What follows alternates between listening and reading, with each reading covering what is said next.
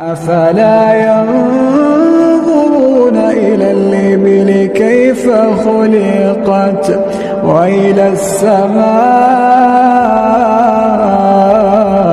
كيف رفعت وإلى الجبال كيف نصبت وإلى الأرض كيف سطحت فذكر إنما